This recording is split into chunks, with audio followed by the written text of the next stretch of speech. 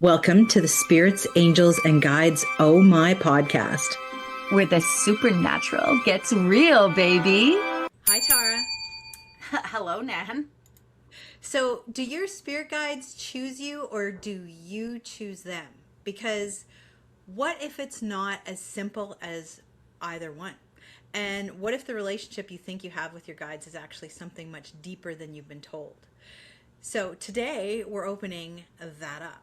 Very cool. So, welcome to everyone to Spirits, Angels, and Guides Oh My, where we explore the spiritual world in a grounded, practical, real life way. I'm Nancy Christine Brady. I'm Tara Diana. And today's conversation is one that comes up all the time, especially when people begin developing intuitively. We're talking about spirit guides. Specifically, do they choose us? Do we choose them? And what's actually happening in that relationship? So let's get to it. This is one of those questions that sounds simple on the surface, but when you really start to look at it, there's a lot underneath it. Because most people are taught one of two things. Well, a multitude of things, and Tara and I will get into that. But either that guides are assigned to you, like they're given to you at birth, or that somehow you call them in as you grow spiritually. And both of these ideas are partially true, but they're also incomplete. So there's a whole bunch more we're going to cover today, because what I've seen over and over in my work, and Tara's going to wade in on her work, is that it isn't a random assignment, and it's not something you're just pulling in on a whim either. There's actually a relationship that's there that already exists. And I think this is where people need to start to feel deeper recognition, and that moment where you connect with a guide and it doesn't feel new, but it feels familiar. What do you think, Tara? I have a lot of thoughts on spirit guides. So, familiarity is such a key piece. But I have a lot of thoughts on this. So, in terms of spirit guides, I wholeheartedly and without a shadow of a doubt believe that we all have a spirit team that works with us.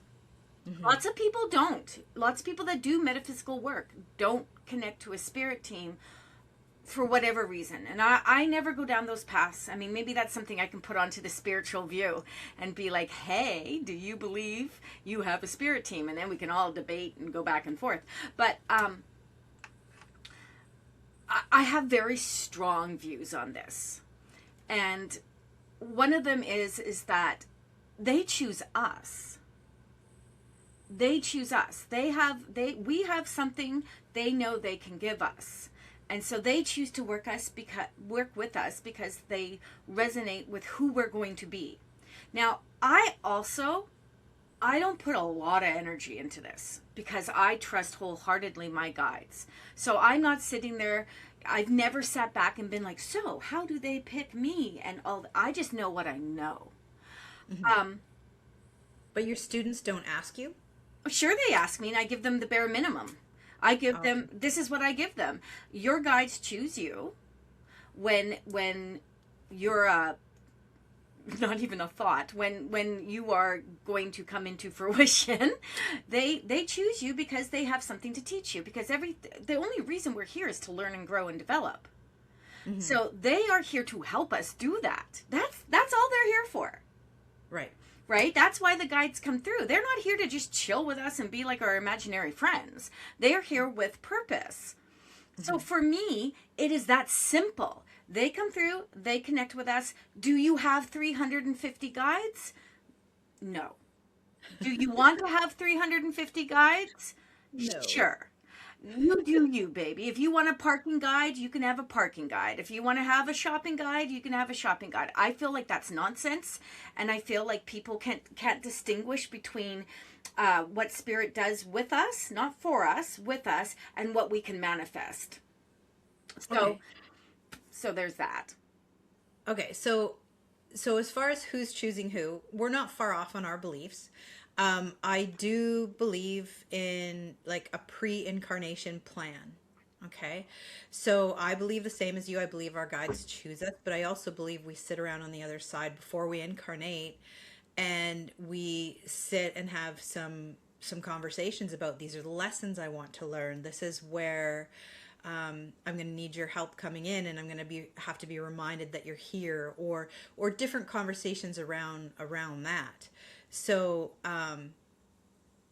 often I feel like that's not necessarily from our human awareness when we're here, but it's that soul level when we're on the other side before we're incarnating. Does that make sense? Sure. Yeah. You know what, Nan? I'm going to be very honest. I'm not the person. I am the simplest medium you're going to come across. Yes, I have very strong views. Yes, I've done a lot of work, but what I know and what I ask from Spirit, I want it to be in the simplest terms. This is what Spirit says to me. You come to the other side, you reflect on what you had in this lifetime, and what you didn't accomplish, you come back and do again. So I've never had that conversation with Spirit, and maybe I ought to, or maybe I need to be my 54-year-old self and just do me, I'm just like, okay, that's what we do. And Spirits come through. Do I believe all the guides? We'll get into that, but here's what I know from working with Spirit, is that when we pass over, we reflect. So we go into reflect. You know how people get so bent out of shape about, what happens to Spirit, and when we go over, what happens, and oh my God, is everyone okay? Are they still evil when they were evil here? Are they still evil over there? That's a conversation we should have. But I truly believe that when we go over there, we assess what's happened here, and then we prepare ourselves for the return, like when we come back. Now, for you, that might be having a conversation with Spirit or whatever that looks like. For me, I don't know what that looks like. I just trust Spirit says, well, you didn't learn this and this, you dingback, we're sitting you back. You're going. And I think we're saying a lot of the same Yeah. things. Because I believe all of that as well. I do believe in those conversations. Okay, what are we here to experience? What we're here to learn, what we're moving through, and then agreements are made with them, right? So it's not rigid plans, but it's sort of intentional alignments, and that our guides are part of that. So that's kind of, that's where we differ, because I don't feel that. I feel like if they told us what we were supposed to do when we came down here, if we made agreements and all those things, then why we're not doing it? Let me reiterate that. It's not them telling us, it's us saying, hey. Then how come we don't do it? Because we have free will. And when we incarnate, we're here and we're running around. I look at it like we're kind of like dropped into like the mouse maze and trying to find the cheese at the end. And sometimes our guides are just sitting upstairs with their faces in their hands going, oh God. Yeah, I feel like I do that all day, every day. But I think that's something I would have to sit with. What I do know is that, when we talk about, you were talking about it being familiar, right? You said, the moment you connect with a guide and it doesn't feel new, it feels familiar. It's a comfort with Spirit, right? It's a comfort. Not always. Sometimes you have a brand new guide that just shows up out of the blue. You could be like 44 years old, have been working with Peter Pan for 44 years as your protector, and all of a sudden Herman Munster comes in and is like, I'm your new guide. So we can change, but the cool thing, and I think this is something that you said, and I fully agree with, is that the familiarity. Wow, that's a word. The familiarity is such a key piece for a lot of people, because especially when you're new to all of this, because when something is truly new, it's going to feel different in you. In your mindset, in your body, mind, spirit, all together, it's going to. But when people connect with guides, a lot of the time, and this is right, you're right, my clients ask me that, and I teach guides, hey, Nan and I teach guides like it's the first mother fluffing thing you need to know before you start stepping into any kind of intuitive and spiritual work. Because if you don't know who you're working with, and if you don't have guides and you don't want to know that, then I'm going to teach you how to connect to the universal energy, because that's where your guides are, and so you're going to work with them anyway. Whether you like it or not. Right? It's my sneaky way of like agreeing with you, but still putting you in the power. But when you got to learn who your guides are, because they help you, they work with you. So when people connect with their guides, a lot of the time they start to say is, oh, I don't know why, but this feels like I've known them forever.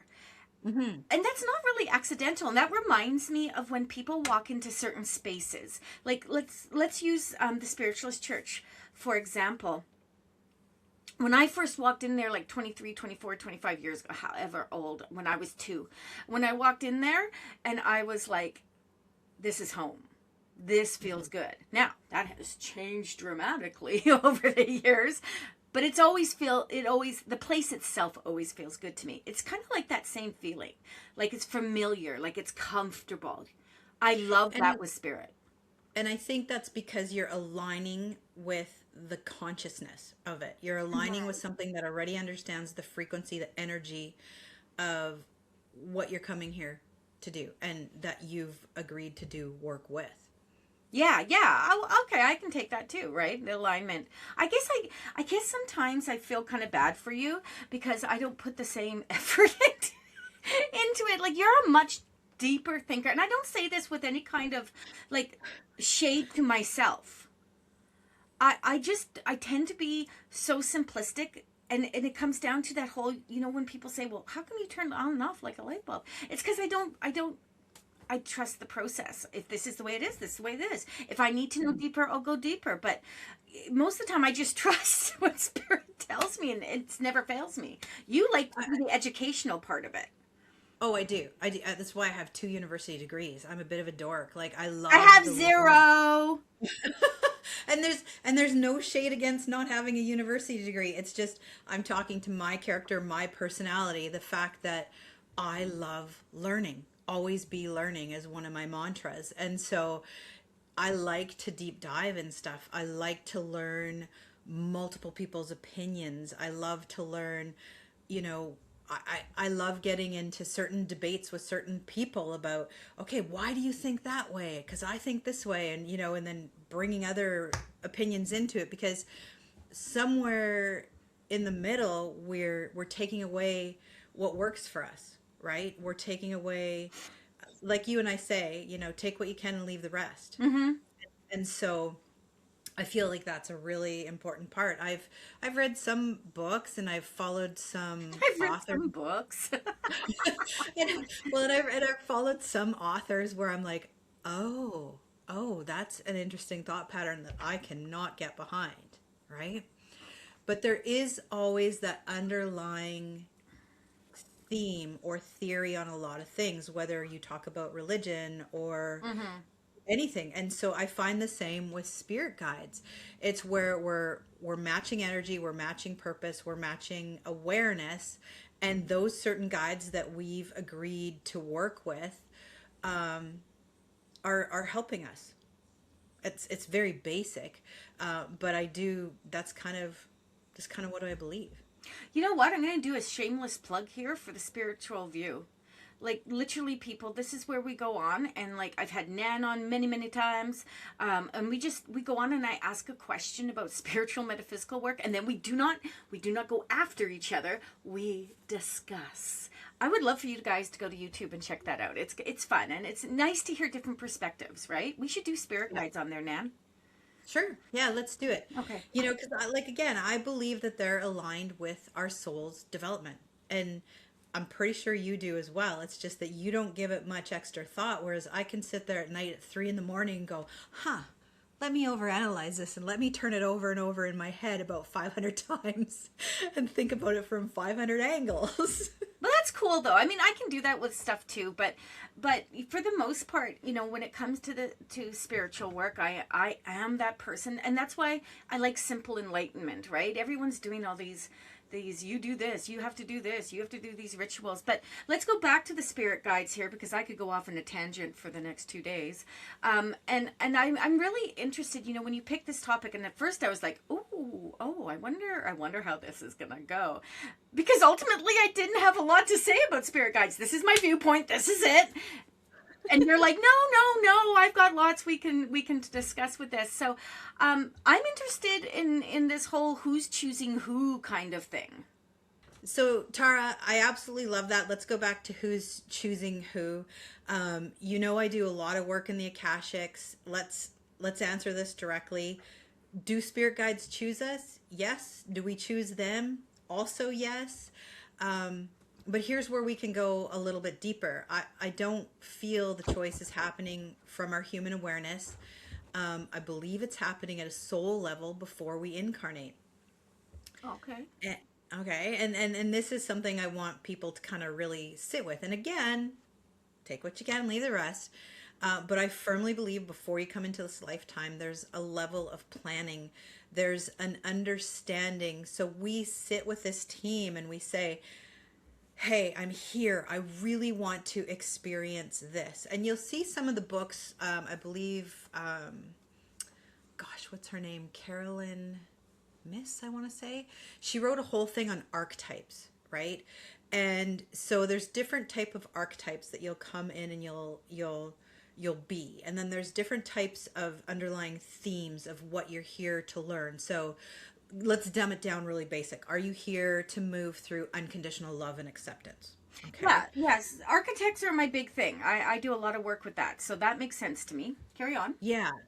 And so within that, I believe that there's agreements made. So we sit with these guides and we go, hey, and it's like hitting points, right? So I'm going to hit point A, B, and C, but how I get from point A to B, there's a whole lot of human free will in there, right? Right. These aren't rigid plans, but they're kind of intentional, energetic alignment. So our guides are part of that alignment, is what I believe, and that's kind of, yeah.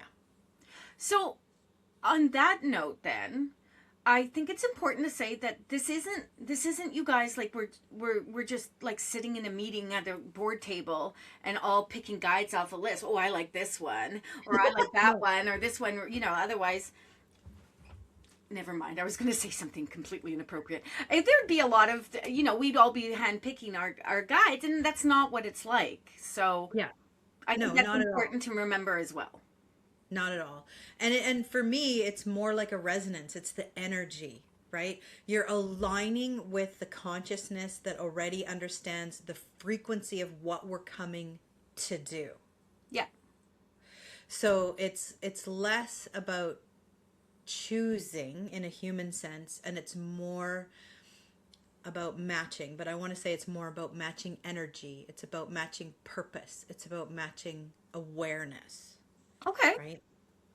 And that's why I believe certain guides are with us, because they already understand the terrain that we're sort of stepping into. Okay, well that makes sense because again, like I said, I'm not that deep of a thinker. When I ask spirit gives it to me simply so I can just carry on with my day. But that aligns with what I agree with, and what spirit has showed me is that, hey, we see you. We know how you're going to come into this space, how your personality is going to kind of come to fruition, and we have what we can offer you. I think also, if I can add this in here, Nan, I think it's really important that you have to be able to to to have that true connection, that I can help her. I Yeah. can help her. That whatever, and I don't even know how to say this, whatever the spirit guide, because remember, some of them have walked the earth, some of them haven't, etc., etc. Most of them have. If they're your spirit guide, they have lived Yeah. experience, and they have to be able to match you, like you said. They have to be able to be like, oh, I can help her. She'll get this. Right? So Yes. my guides will be 100% different than your guides because they are working with each of our energies, right? And your guides may be like, oh, that girl be too much. You keep her over there, And whereas my guides might be, oh, she's lovely. She's got it. She's got it. She doesn't need us kind of energy, right? So Yeah. it's just different. Yeah. So that kind of leads us to why these guides, right? And I feel our guides are not random. I do believe that they're aligned with our soul's development and energy, which means they're connected to what we're here to learn, Mm-hmm. what we're here to move through, and what we're here to step into. That just, I had such a visual image of stepping in it, like just And sometimes that means they're not always comfortable, right? So we talked about the resonance and, oh, they're familiar, that feels good, but sometimes they're not, because they're not here just to make things easy. They're here to support the growth, and sometimes growth is painful, right? Growth doesn't always feel good in the moment. I just, some spirit really liked what you just said, because this random thumb just came up onto the screen and like, I'm like, what is that? And on your side of the screen, this random thumb just gave us a thumbs up.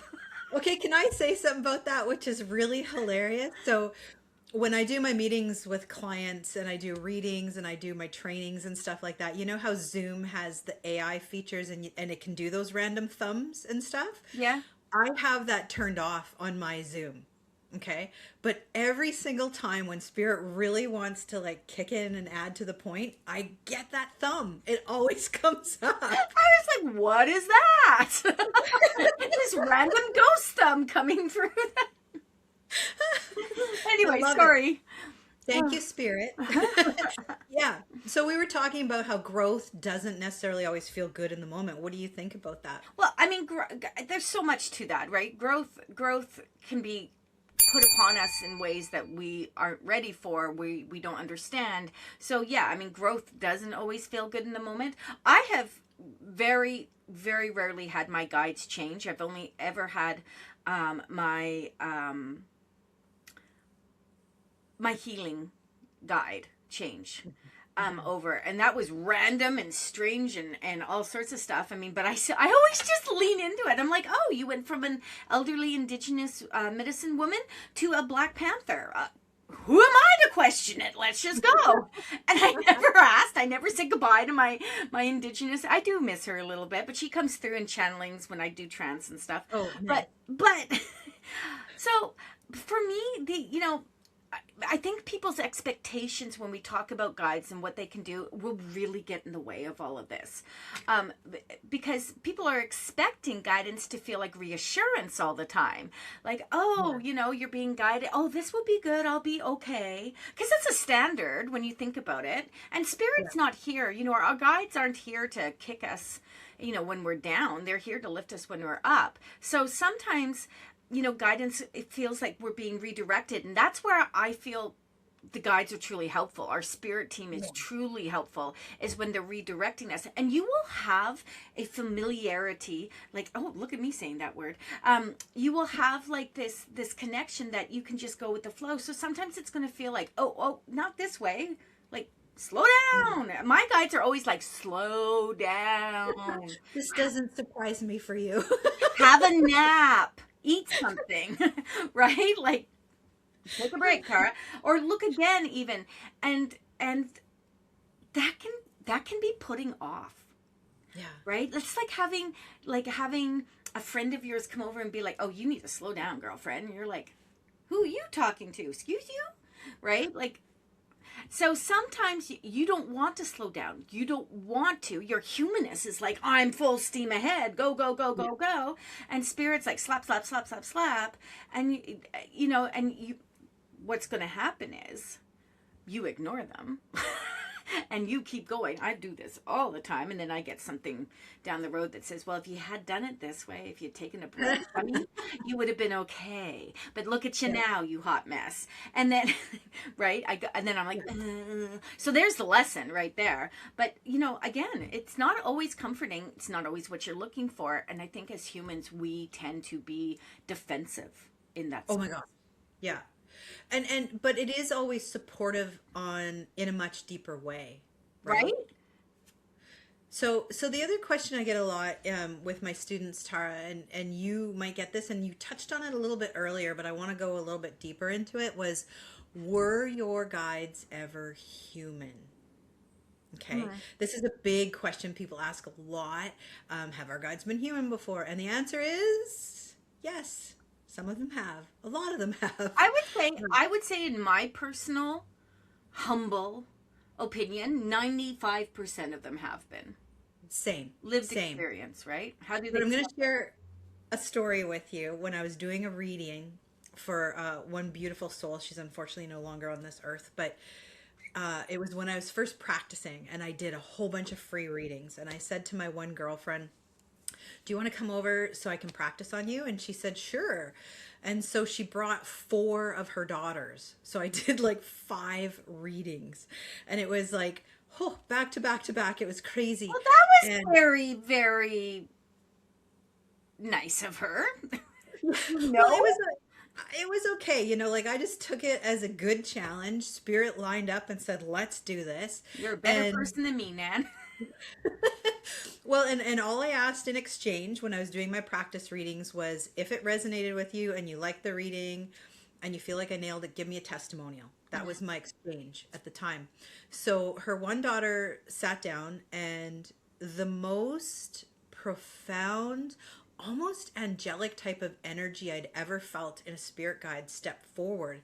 And sometimes how you can pick up on the sex of your guide, is it male, is it female, is it not? There was just that angelic higher being feeling with this person. And I said to them, who are you? Like, I've never experienced a guide like this before. And they said, I am what you would call alien. And I was like, wild. Okay, that's cool, because I'd never had an alien come through before. And so at the time I asked my mentor that I was working with, and she said, she had never had that happen. Of course, you know who I'm talking about. And she said that that was really cool and special experience. So I go on the one time that I've had that different type of energy come through that was really cool. And then of course that led me down so many holes about I need to go look into UFOs now, and I need to look into all this other stuff. But there is that. So there are, in my opinion, different types of guides. There, a lot of them, in my opinion, have had a human incarnation, while the one that I experienced have not. And the fact that I experienced one tells me there must be others. But I do feel a lot of them have at least incarnated. Like, I believe that this alien spirit guide, which we'll call it, would have had incarnations as a human on Earth in order to understand and be a proper guide for her. Does that make sense? Yeah. Yeah. So you can often feel the difference, and guides who have been human a lot tend to have a really grounded understanding of the human experience. Whereas with this particular individual, I felt he was a little bit more removed, right? And I do believe, and of course now I'm getting into some of the stuff that it's going to be interesting to watch the look on your face, but I believe he's only had a couple incarnations on Earth, and it had been in other solar systems mostly. But I believe she too had mostly had a lot of incarnations in other solar systems. And so he was there almost like a warm blanket to go, you got this. You're going to go and experience the crazy emotional ups and downs of Earth, because I don't believe a lot of other places have the intense emotion that we have here. But this might be a whole other podcast or another spiritual view topic. Well, I guess, I would assume that most of them get it, whatever it is, in a different way. Mm-hmm. Like they understand maybe the emotional layer of being human. Yes. Yeah. Yeah. But there's always going to be that relatability to our guides and that familiarity on how they communicate with us, right? Yeah. Yeah. I have a Fae guide, so Fae being very fairy-like, but like an adult, a very human fairy kind of energy. So I have a Fae guide, so I understand where some of that comes from, but they have way more of an earthbound energy, Mother Earth type of energy. And she's lovely, and I connect with her in such a simplistic way, and because she does have an extensive humanness to her, I think it would be easier for me, like I really don't need a reptilian coming through and being like, hey, I'm your guide. So Yeah. Yeah. it is what it is. Yeah. Yeah, absolutely. Okay, so whereas other guides I feel like Well, and I love the fact that you talked about Faye, because I do feel, the grounding energy, whereas some can feel more expansive, Mm-hmm. right? Some feel more neutral, some feel less personal, right? Yeah. Whereas others feel like very intimate. Like my mediumship guide, he's a short, stocky, round Jewish man named Paul. And I love him, and he is the most, I could hug him. I just, whereas like some of my other guides, they come through like my master guide. I feel like sometimes I'm being talked to like, come on, girl, you got to smarten up a bit. Like you got to get this, Mm. right? Yeah. Yeah. Yeah, and neither is better, right? Like each of those That's true. guides, they're all serving different purposes, right? Exactly. Yeah, and that's the whole part. And that's why I say don't get all caught up. Like when people tell me they have a parking guide or a parking angel, my whole body cringes. I cannot help it. Because I'm like, babe, you can manifest. We can all manifest. Can we imagine? Like, let's just take a moment, everyone, and imagine if we all had like a parking guide that was literally with us, and all their purpose was to help us find I mean, for me, that just doesn't make sense. Like, come on, you got something better to do, like go save the world or show me how to like create peace. If I have to walk 20 feet in the rain, I'll be okay. I won't melt. So I can't get into that. And I remember that I've told this story before, but when I went and saw Cryon, Lee Carroll was channels Cryon, and I went to that was many years ago because Claudette was still with us, and I went with Lynn White, and Cryon was like, "You don't have a parking guide, parking angel is what they said. You don't. So stop thinking you do. Your guides are here with great purpose, and the great purpose is not finding you a parking spot close to the front doors." And that just resonated with me so much more than I can ever tell you. Because as Yeah. humans, it really showed me something. And it taught me that our humanness gets in the way still. Mm. Even when you are, in the journey of spiritualism and following a metaphysical path, our humanness does really weird things. And to want to put the idea that every time we always get a parking spot on the fact that there's a spirit helping us do that, as opposed to acknowledging our ability as a spirit having a human experience, that we have the ability to manifest, we have the ability to put the thought process out there, and we don't need spirit to be backing us up on this. We have an ability to say, I need a parking spot, I'm open Yeah. to receiving this parking spot, so shall it be. It's not about saying, okay, dear parking guide, come through. And so for me, that really resonated. I just feel like our guides have more important things to do than making sure that we have a parking spot. Okay, I agree with you. There's a huge power in manifestation, Yeah. huge power, and there's also like an incredible spiritual trend around it, which is probably another topic for a whole other podcast. But let's talk about even if a guide has been human. Mm. Let's take it back to that. So, even if a guide has been human, they're no longer operating from that human limitation. So, I really want people to remember that, because this ties into what Tara's saying about the parking spot. This talks about they're operating from a broader awareness. They may understand your experience, but they're not in it the way that we are, right? Mm-hmm. So let's go further into this with the relationship piece of this, because this is a part I really want people to understand, and it kind of piggybacks on what Tara was talking about. So your relationship with your guides is not passive. I'm going to say that again for the people at the back of the room. Your relationship with your guides is not passive, right? It's not just about them talking and you listening, it's interactive. Would you agree, Tara? Yeah. Yeah. Yeah. And I feel like the more that we engage with them intentionally, the clearer that connection becomes. And the engagement doesn't mean forcing it, it means asking, noticing, responding, reflecting. What do you think?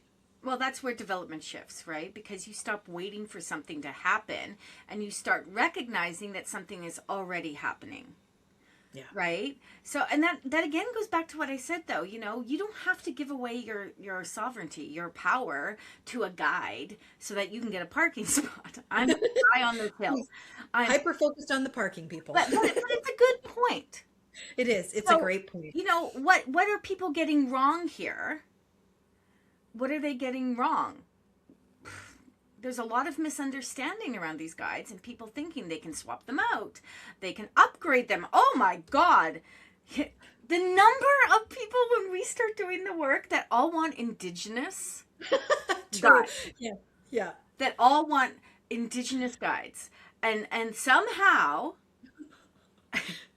they're going to level up to a medicine man, a medicine woman, which goes to show you, first of all, how beautifully relevant and respected those positions and you know, states of being are to people. You know, Yes. everyone wants a medicine man, everyone wants a medicine woman. Sometimes I don't think they understand what they're actually asking for, but you cannot upgrade them.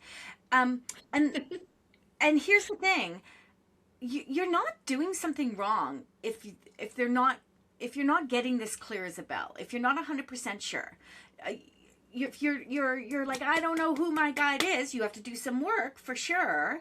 Mm-hmm. But none of that is actually how this works. You can't upgrade them. You can't just swap them out and be like, hey, I'm ready for a new like my master teacher told me Kuan Yin and has never changed. Now, I would never change Kuan Yin as my master teacher.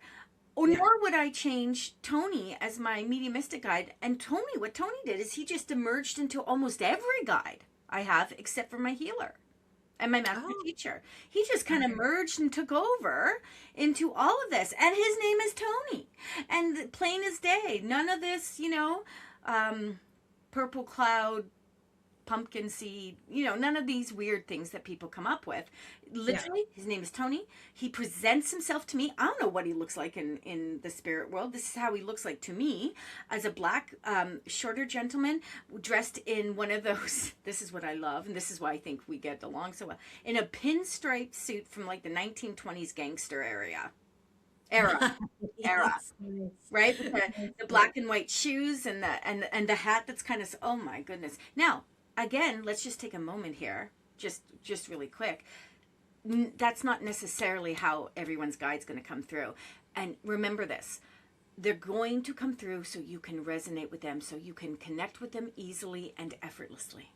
Yes, and the images that they give you of who they are what we need. That's not how they are on the other side, right? Right? It's often what we need to see visually. So I find it very authentic when someone says to me, oh, I've got a new guide, or I've met my guide, and I'll say, oh, can you describe them? And they describe something that's a little more unique than your standard, oh, it's a man in a robe and with a long beard. They always seem to describe Jesus, or a woman that is indigenous, or, you know, that may be what you need, but that also may be your mindset. So Yeah. I find it very interesting when people come through and how articulate they are in connecting to their spirit and explaining it. Yeah. Yeah. That's very cool. Yeah, because your guides are not something you collect, really. They're not something you replace. Like It's a Pokemon. Exactly. Like these are relationships that we're having, and like any relationship, it develops through consistency and the big T word, trust and time, right? Yeah. And sometimes silence. That's a hard one for people. Oh, who's talking about silence? So what is our role in this? So if this isn't about getting or receiving guides, what is your role? Your role is awareness, right? Your role is learning how to receive. Your role is about building that trust in your own perception. Manifest the parking spot. Because your guides are already there. And you can manifest your own parking spot. That is already there. I just literally pictured like a guy in a robe standing in a parking spot. I got you. I got you. Come on in. Come park here. This is it. I promise. Oh my God. So the question is, are you available to that connection? And availability isn't about effort. It's about presence. Would you agree? Mm-hmm. Yep. Yeah. Yeah. So when we come back to the original question, do spirit guides choose us? Yes. And you choose them.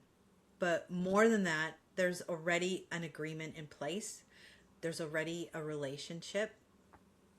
And your work, doing the work here, is not to go searching for something new. It's about recognizing what's already there, what you already have, and learning how to meet it. Yeah. Yeah. Any final thoughts, Tara? Again, when we come back to, and you choose them, I think it's an acceptance more than choosing them, because they've chosen us, so they're going to come through. And again, we can't pick and choose who our guides are. So it's more not so much for me that we choose them, it's more that we accept them, we receive them, we are willing to work with them, because there's a lot of people that don't want to work with guides, that don't understand it, that don't want to admit. And I really feel that all the spiritual people who say they're not working with their guides are not working with spirit. They're working energetically, maybe psychically, maybe intuitively, because they'd be able to feel their guides. That's just my humble opinion. You can come at me. We can debate it. But that's just my humble opinion. So there you go. There we go. Well, everyone, thank you so much for being here with us today and listening to this podcast, spending time in this conversation. And of course, if this landed with you, if this resonated, if you got something out of it, babies, make sure you subscribe, you follow along, and share this with someone who might need to hear it, because they need a parking spot. We love being able to bring these conversations forward in a way that feels real, grounded, and supportive. And as always, follow us on all our platforms. Spirit Essence by Tara Diana, Nancy Christine Brady. Sit in your power, trust your process, and stay connected. We'll see you next time on Spirits, Angels, and Guides. Oh my!